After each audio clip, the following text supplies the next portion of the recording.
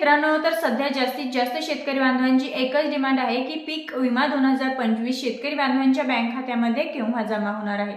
तर शेतकरी मित्रांनो, आता जो पीक विमा मंजूर झालेला आहे तर तो हेक्टरी किती मंजूर झालेला आहे, कोणकोणत्या जिल्ह्यातील शेतकऱ्यांना भेटणार आहे आणि महत्त्वाचं म्हणजे यासाठी तुम्हाला काही कामे करावी लागणार का आणि कोणकोणत्या पिकांसाठी हा पीक विमा मिळणार, ही संपूर्ण जी काही शेतकरी बांधवांना सध्या पडलेले महत्त्वपूर्ण असे प्रश्न आहेत, तर या संपूर्ण प्रश्नांची अपडेट आपण आजच्या व्हिडिओमध्ये जाणून घेण्याचा प्रयत्न करणार आहोत। तर शेतकरी मित्रांनो, तत्पूर्वी आपल्या YouTube चॅनलवरती नवीनच असाल, पहिल्यांदाच आले असाल तर नक्की सबस्क्राइब करा, जेणेकरून शेती संबंधित असेच नवनवीन अपडेट्स आम्ही तुम्हा सर्वांकरिता घेऊन येत असतो। तर शेतकरी मित्रांनो, सर्वात अगोदर माननीय मुख्यमंत्री देवेंद्र फडणवीस साहेब यांच्या माध्यमातून स्पष्टपणे असं सांगण्यात आलेलं आहे की प्रत्येक शेतकरी बांधवाला म्हणजे नुकसान झालेल्या प्रत्येक शेतकरी बांधवांना हेक्टरी 17,500 रुपये पीक विमा मिळणार। मग आता खरोखर हा हेक्टरी 17,500 रुपये पीक विमा तुम्हाला मिळणार का, हे तर आपण पुढे जाणूनच घेणार आहोत। परंतु त्या अगोदर हा जो पीक विमा मंजूर झालेला आहे तर हा कोणकोणत्या जिल्ह्यांसाठी मंजूर झालेला आहे ते अगोदर समजून घ्या।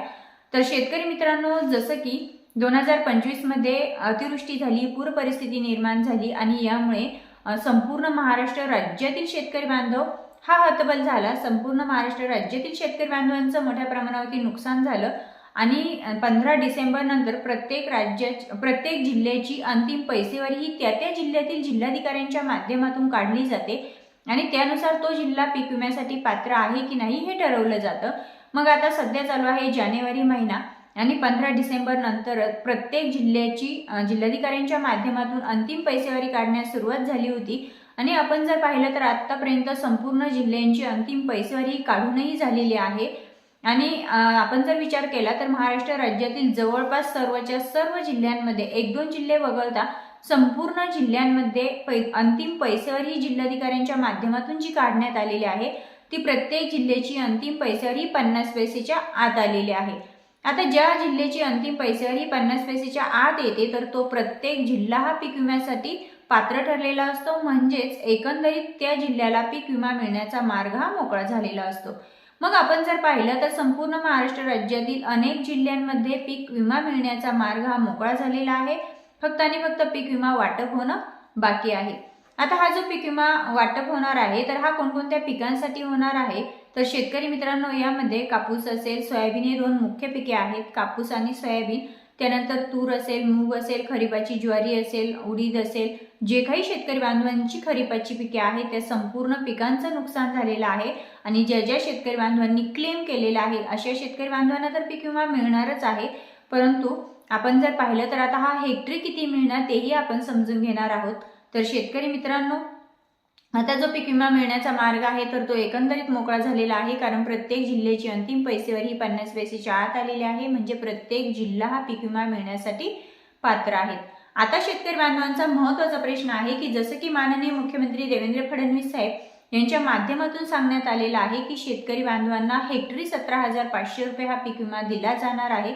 मग तो खरोखर आम्हाला हेक्टरी 17,500 रुपये मिळणार का, असा प्रश्न आता शेतकरी बांधव विचारताय। तर शेतकरी मित्रांनो, जसं की आतापर्यंत तुम्ही पीक विम्याचा लाभ घेतलेला आहे, यामध्ये काढणी पश्चात पीक विमा होता, त्यानंतर नुकसान झालेल्या शेतकरी बांधवांना वेगळा म्हणजे पीक विमा जो आपल्याला मिळत होता तर तो 3 ते 4 ट्रिगरनुसार आपल्याला दिला जात होता।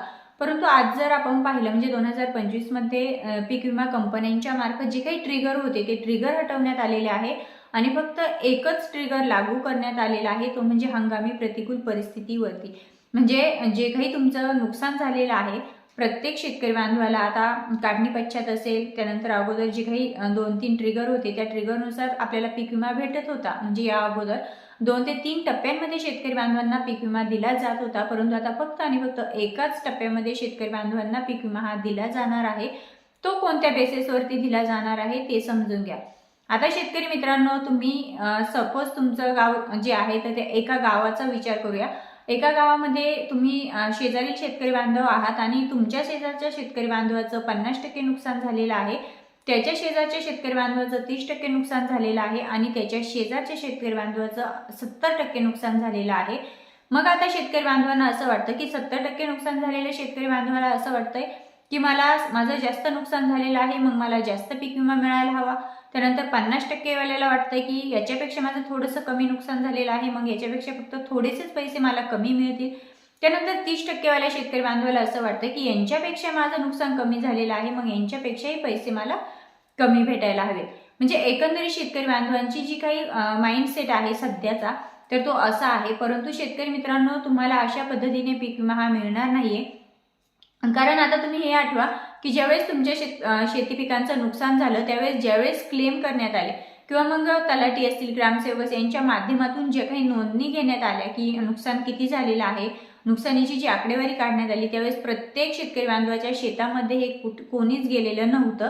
आणि याचा एकंदरीत अर्थ असाच होतो, कारण पीक विमा कंपन्यांकडून जे ट्रिगर चालू आहे ते ट्रिगर फक्त आणि फक्त एकंदरीत संपूर्ण मंडळाची आकडेवारीनुसार तुम्हाला पीक विमा दिला जाणार आहे, ना की वैयक्तिक पीक विमा तुम्हाला दिला जाणार आहे.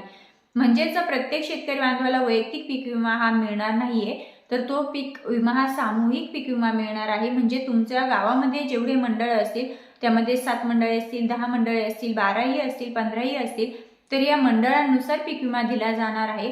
सपोज तुमच्या शेजारी 10 शेतकरी बांधवांचा एक ग्रुप आहे किंवा मंडळ आहे, तर या 10 शेतकरी बांधवांचं किती नुकसान झालेलं आहे आणि या अगोदर मागील 5 वर्षामध्ये किती नुकसान झालं होतं आणि त्या मागील 5 वर्षांच्या तुलनेमध्ये या वर्षी म्हणजे 2025 मध्ये तुमच्या मंडळामध्ये किती नुकसान झालं, यावरती तुम्हाला पीक विमा किती मिळणार हे गृहीत धरलं जाणार आहे किंवा मग तुम्हाला पीक विमा किती मिळणार हे ठरवलं जाणार आहे, ना की तुमच्या वैयक्तिक नुकसानीवरती तुम्हाला पीक विमा मिळणार आहे. तर शेतकरी मित्रांनो, इथे तुम्हाला हे क्लिअर झालं असेल की वैयक्तिक पीक विमा मिळणार नसून मंडळाचा एकत्रित पीक विमा म्हणजे मागील 5 वर्षांच्या तुलनेमध्ये यावर्षी तुमच्या उंबरठा उत्पन्न जे आहे तुमचं, त्या उंबरठा उत्पन्नामध्ये किती घट झाली यानुसार तुम्हाला पीक विमा किती मिळणार हे ठरवलं जाणार. म्हणजेच एकंदरीत एकच लक्षात घ्या की प्रत्येक शेतकरी बांधवाला नुकसान झाल्यानुसार हेक्टरी 17,500 रुपये पीक विमा न मिळता उंबरठा उत्पन्नावरती तुम्हाला 2025चा जो काही पीक विमा आहे मंजूर झालेला, तर तो मिळणार आहे.